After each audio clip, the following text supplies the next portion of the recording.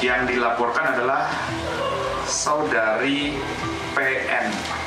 Menurut korban, dana yang terkumpul ada sekitar 1,4 miliar rupiah.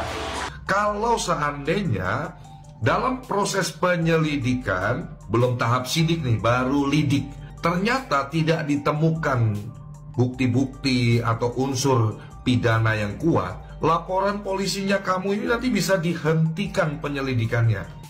Ya, saya diam dari kemarin bukan saya bodoh.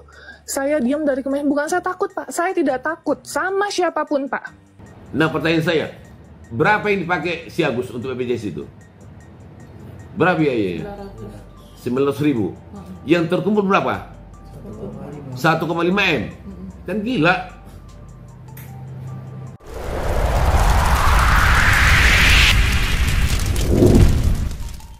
Laporan polisi Agus kepada Novi sudah dilayangkan ke Polda Metro Jaya. Dalam siaran Humas Polda Metro ada beberapa poin dasar dalam laporan keluarga Agus, yaitu ancaman, pencemaran nama baik, dan menyebarkan berita hoax atau fitnah. Mendengar itu, Novi angkat suara dengan nada penuh amarah, kekesalan terhadap Agus.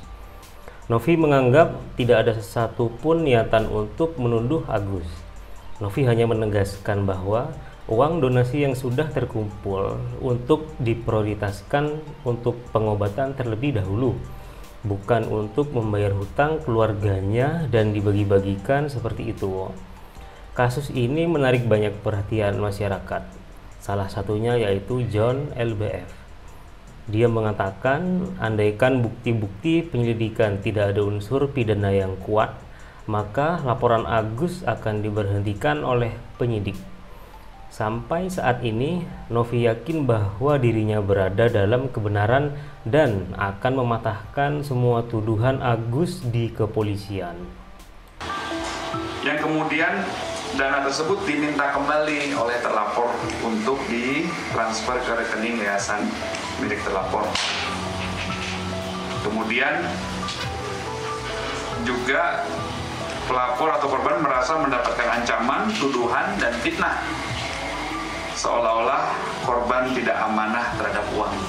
Kalau seandainya dalam proses penyelidikan, belum tahap sidik nih, baru lidik, ternyata tidak ditemukan bukti-bukti atau unsur pidana yang kuat, laporan polisinya kamu ini nanti bisa dihentikan penyelidikannya. Maaf, Pak, saya juga di sini hanya orang biasa, Pak, ya. Maafkan kesalahan saya. Saya di sini hanya relawan, pekerja jalanan, Pak. Saya kerja di jalan, bantu-bantu ODGJ yang terlantar, Pak. Itu ODGJ yang pada di jalan saya mandiin, Pak. Saya layakin, Pak, dengan uang saya pribadi, Pak, ya. Dengan uang saya pribadi, saya tekankan itu, ya. Jadi kalau mau diaudit, saya siap, demi Allah, demi Rasulullah, saya siap, Pak. Ya, jadi makanya jangan terlalu banyak keluar-keluar ke kanan, ke kiri. Kalian lawyer, ya, bukan berita gosip. Langsung aja audit, Pak. Rulesnya, Pak. Rulesnya di mana? Dinas sosial. Panggil dinas sosial, Pak. Wilayah saya, Pak. Jadi nggak usah melebar kemana-mana, Pak. Seorang laki-laki pengacara lagi. Luar biasa, subhanallah. Itu, ya. Saya diam dari kemarin bukan saya bodoh. Saya diam dari kemarin bukan saya takut, Pak. Saya tidak takut sama siapapun, Pak. Ada yang mengatakan Agus takut dilaporkan ke pihak kepolisian karena penyalahgunaan uang donasi. Seharusnya Novilah yang pertama melaporkan Agus ke kepolisian. Banyak netizen yang mengatakan Agus dan keluarganya sudah tidak bisa menjaga amanah donatur dengan baik. Pantas saja Agus dan Farhad Abbas disudutkan di media sosial. Kabarnya, biaya BPJS yang terpakai oleh Agus hanyalah sebesar Rp900.000. Sedangkan donasi Agus mencapai angka yang fantastis, yaitu 1 miliar lebih. Dan jangan lupa, proses untuk laporan polisi dalam pasal pencemaran nama baik dan lain-lain itu wajib harus ada restoratif justice. Yang jadi concern saya adalah kondisi kesehatan Agus ini kan saya kira effortnya atau energinya lebih baik dicurahkan untuk mencari rumah sakit atau dokter terbaik untuk bisa memulihkan penglihatan Agus. Ini menurut saya, dengan kita lihat sikon ya, kondisi kamu. Daripada kamu bikin laporan polisi, itu kamu sebagai pelapor kalau dipanggil untuk dimintain klarifikasi, BAP dan lain-lain, wajib datang. Uang sekian banyak, ternyata hasilnya seperti itu, ya patut dipertanyakan dong. Saranku duluan si Ibu Novi, bikin laporan polisi. Nah, pertanyaan saya, berapa yang dipakai si Agus untuk BPJS itu? Berapa biayanya? 900.000. Yang terkumpul berapa? 1,5 M. Kan gila. Aku yakin si Novi nggak kenal sama si Agus. Nggak kenal kan? Cuman karena terpanggil aja. Sehingga si Novi dengan inisiasi dia merangkul beberapa orang temannya itu, siapalah yang punya uang, sehingga mereka terpanggil untuk menyumbang via si Novi.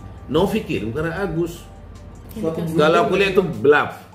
Aja gertak doang supaya si Novi nggak bikin laporan polisi. Itu. Ya.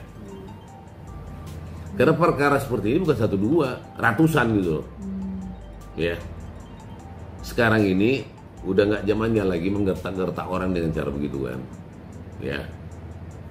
Jadi tahu berterima kasih lah sudah, kalau sudah ditolong orang, ya berterima kasih gitu dong. Bukan malah kamu cari penyakitnya yang bantu kamu, itu nggak bermoral, tau nggak?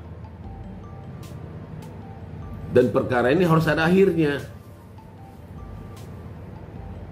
supaya jangan jadi modus buat di tempat lain gitu loh.